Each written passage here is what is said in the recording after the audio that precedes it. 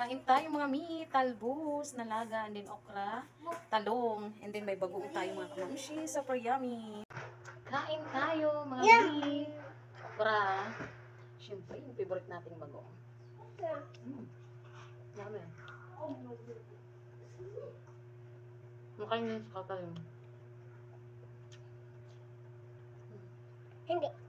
Sarap. Hindi ko na nito mga kamamshi. Yung talong. Talong? Opo. Sabag.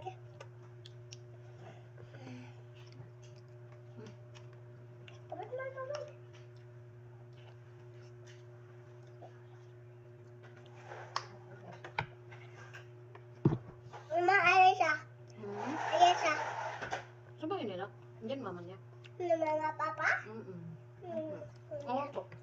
Wala ko na si papa. Isa lang si papa. Umuwi. Talbos. Ikaw, baby, gusto mo? Talong? Yeah. Yummy yan.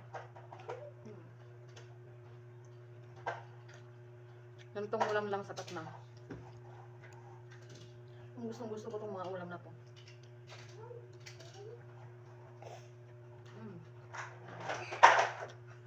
Nakain nga, di ba? Nenje, kung pagsisirain dyan yung laruan. Ayun na sila pala. Kain. May pasok yung asawa ko. Kaya ako lang ang kumakain. Kain. Ako sugo.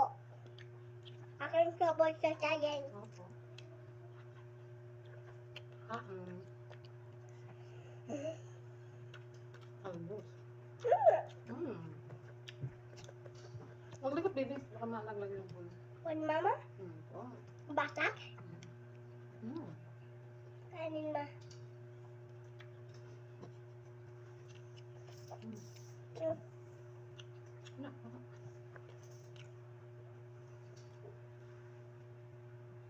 Tama na, huwag madami. Dito na kayo.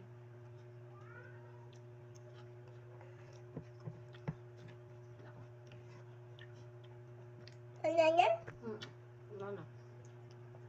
Sarap ng kami. Ang dabay. Ba't ayaw? Lang. Ata.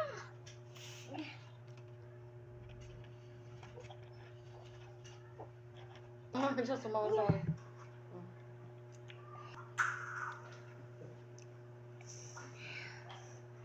Sumangang.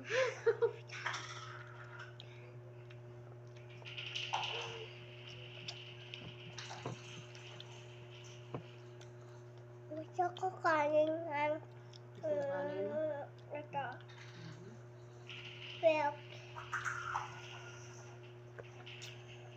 Kumain na siya kanina. Kasi yung ulam nila, pansit canton tsaka itlog. ito yung Ayaw na pansit canton. Gusto niya na TV. Hindi mo inubos kanina yung canton mo. kain ako. Ay, kumain ka? Unti lang. Mama, binigay niya ako ng maraming ulam niya. Kanya, kinain mama. Naghati kasi sila ng kuya niya.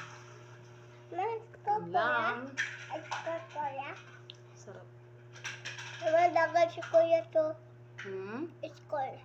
Matagol si kuya. Linggo ngayon, baby, walang school. Bukas na school.